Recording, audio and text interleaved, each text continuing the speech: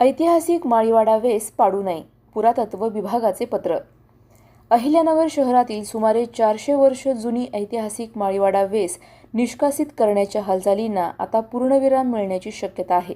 रहदारीचे कारण आणि फुले दाम्पत्याच्या स्मारकाचा मुद्दा उपस्थित करत काही संघटनांनी ही वेस पाडण्याची मागणी केली होती।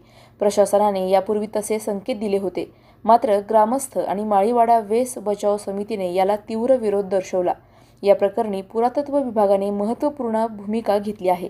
सदर वेस ही शहराच्या वैभवात भर टाकणारी ऐतिहासिक वास्तू असल्याचे स्पष्ट करत ती पाडू नये असा अहवाल अहिल्यानगर पुरातत्व विभागाने संभाजीनगर येथील वरिष्ठ कार्यालयाला पाठवला आहे।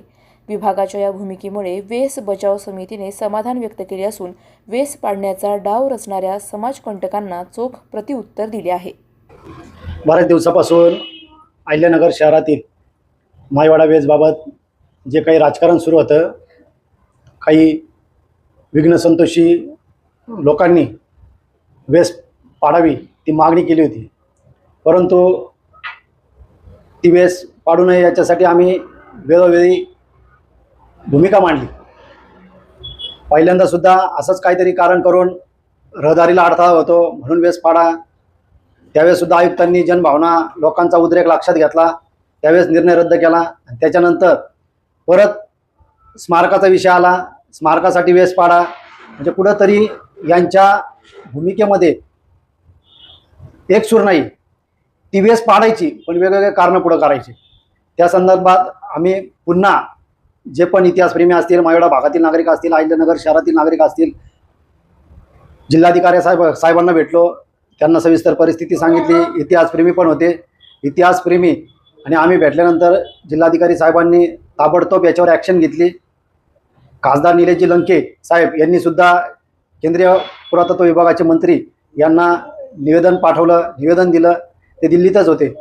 या सगळ्याची दखल घेऊन आपल्या अहिल्यानगर सर्कलचे जे दसरे साहेब यांनी संभाजीनगरच्या पुरातत्व विभागाला पत्र पाठवून सांगितलं, त्याला अनेक संदर्भ दिले की ही जी माळीवाडा वेस आहे तिला 400 वर्षाचा इतिहास आहे आणि ती शहरात वैभव टाकणारी, शहराच्या वैभवात भर असलेली अशी माळीवाडा वेस पाडण्याची प्रक्रिया ती स्टॉप करावी किंवा पाडू देऊ नये अशी सरळ सरळ विनंती केली।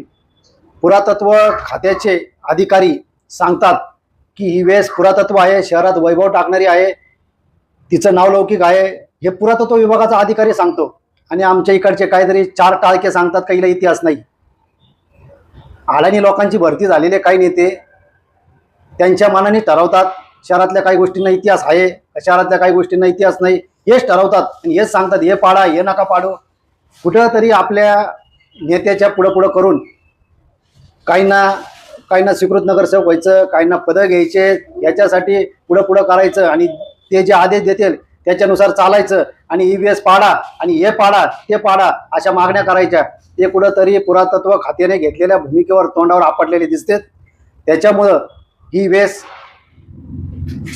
जी शहराच्या वैभवात भर टाकणारी आहे तिला प्रथमतः मोठ्या प्रमाणात यश आलेलं दिसतं, एवढंच मी या ठिकाणी सांगतो।